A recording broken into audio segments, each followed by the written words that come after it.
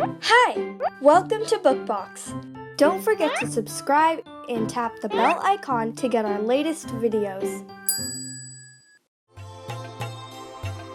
ವೈಫಲ್ಯದಿಂದ ಯಶಸ್ಸಿನೆಡೆಗೆ. ಕೊನೆಗೂ ಉಡಾವಣೆಯ ಸಮಯ ಬಂದಿತು. ನಾವು ಈ ಕ್ಷಣಕ್ಕಾಗಿ 7 ವರ್ಷಗಳ ದೀರ್ಘಕಾಲ ಕೆಲಸ ಮಾಡಿದ್ದೆವು. ಭಾರತದ ಮೊದಲ ಉಪಗ್ರಹ ಉಡಾವಣಾ ವಾಹನವಾದ SLV-3 ಯನ್ನು ಉಡಾವಣೆಗಾಗಿ ಸಿದ್ಧಪಡಿಸಿ ಇಡೀ ತಂಡವು ತವಕದಿಂದ ಕಾಯುತ್ತಿತ್ತು. ಉಡಾವಣೆಗಾಗಿ ಎಣಿಕೆಯು ಆರಂಭವಾಯಿತು. 10, 9, 8, 7, 6, 5, 4, 3, 2, 1 ಮತ್ತೆ ಮೇಲಕ್ಕೆ ಹಾರಿತು. ಮೊದಲ ಹಂತವು ನಿಖರವಾಗಿ ನೆರವೇರಿತು. ನಾವು ಮಂತ್ರಮುಗ್ಧರಾಗಿ ನೋಡುತ್ತಾ ನಿಂತೆವು. ನಮ್ಮ ಆಶಯಗಳು SLV-3 ರೂಪದಲ್ಲಿ ಮೇಲೇರುತ್ತಿದ್ದವು. ಇದ್ದಕ್ಕಿದ್ದಂತೆ ಕನಸುಗಳು ಮುರಿದವು. ಎರಡನೇ ಹಂತವು ನಿಯಂತ್ರಣ ತಪ್ಪಿತು. ಹಾಗಾಗಿ ಹಾರಾಟವನ್ನು 317 ಸೆಕೆಂಡುಗಳ ನಂತರ ನಿಲ್ಲಿಸಲಾಯಿತು.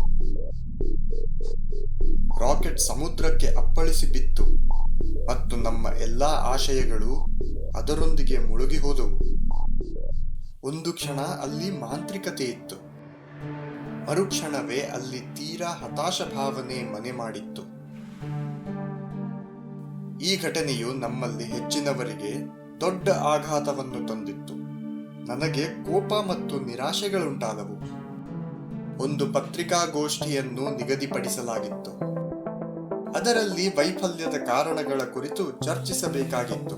ಅಪಘಾತಕ್ಕೆ ನಾನು ಜವಾಬ್ದಾರ ಎಂದು ನನಗೆ ಅನಿಸಿತ್ತು ಮತ್ತು ನನ್ನ ಹೃದಯದಲ್ಲಿ ಒಂದು ದಿಗಿಲು ತುಂಬಿತ್ತು. ನನ್ನ ತಂಡ ಮತ್ತು ನನ್ನನ್ನು ದೂರಲು ಕಾಯುತ್ತಿರುವ ಟೀಕಾಕಾರರಿಂದ ಪತ್ರಿಕೆಗಳು ತುಂಬಿದ್ದವು ಎಂಬುದು ನನಗೆ ತಿಳಿದಿತ್ತು.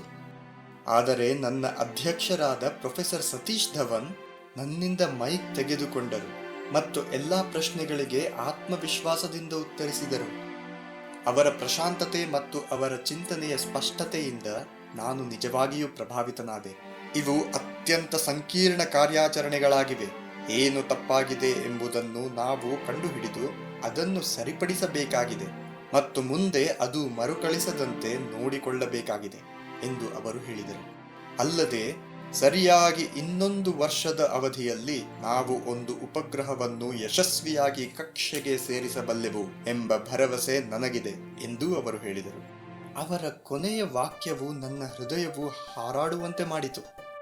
ಹಿಂದಿನ ವಾರ ನಾನು ಬಹಳಷ್ಟು ಕಡಿಮೆ ನಿದ್ರಿಸಿದ್ದರಿಂದ ನಾನು ನನ್ನ ಕೊಠಡಿಗೆ ಹೋಗಿ ನನ್ನ ಹಾಸಿಗೆಯ ಮೇಲೆ ಬಿದ್ದುಕೊಂಡೆ.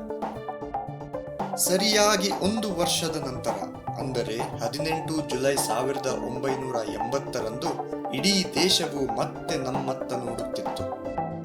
ಅದು ಭಾರತದ ಬಾಹ್ಯಾಕಾಶ ಅಭಿಯಾನದ ಭವಿಷ್ಯವನ್ನು ಬದಲಾಯಿಸಲಿರುವ ಉಡಾವಣೆಯ ಸಮಯವಾಗಿತ್ತು. ಮುಂಜಾನೆಯ ಸಮಯದಲ್ಲಿ SLV-3 ಉಡಾವಣೆಯಾಯಿತು. ಉಪಗ್ರಹವನ್ನು ಯಶಸ್ವಿಯಾಗಿ ಕಕ್ಷೆಗೆ ಸೇರಿಸಲಾಯಿತು. ನಂತರ ನನ್ನ ಜೀವನದಲ್ಲಿ ನಾನು ಉಚ್ಚರಿಸಿರುವ ಅತ್ಯಂತ ಮುಖ್ಯ ಶಬ್ದಗಳನ್ನು ಹೇಳುವ ಅವಕಾಶವು ನನಗೆ ಒದಗಿ ಬಂತು. ಯೋಜನಾ ನಿರ್ದೇಶಕರು ಎಲ್ಲಾ ಕೇಂದ್ರಗಳಿಗೆ ಕರೆ ನೀಡುತ್ತಿದ್ದಾರೆ. ಎಲ್ಲಾ ಹಂತಗಳು ಯಶಸ್ವಿಯಾಗಿ ನೆರವೇರಿವೆ ಮತ್ತು ರೋಹಿಣಿ ಉಪಗ್ರಹವು ಈಗ ಕಕ್ಷೆಯಲ್ಲಿದೆ. ಎಲ್ಲೆಡೆ ಒಂದು ದೊಡ್ಡ ಹರ್ಷೋದ್ಗಾರ ಕೇಳಿಬಂತು.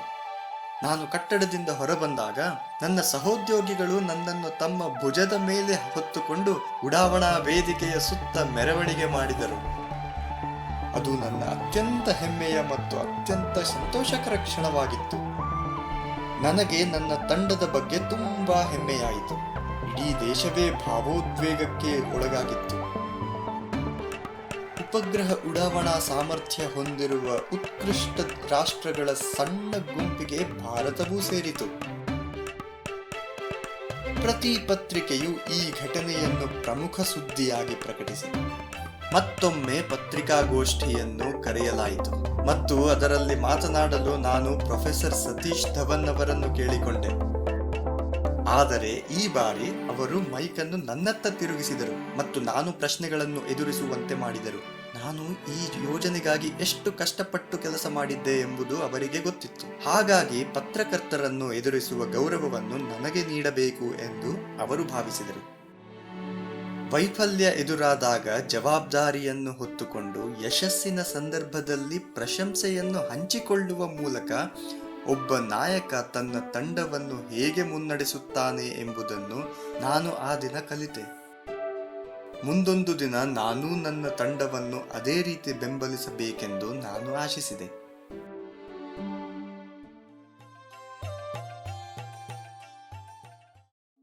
Hey there! Don't forget to like and share this video.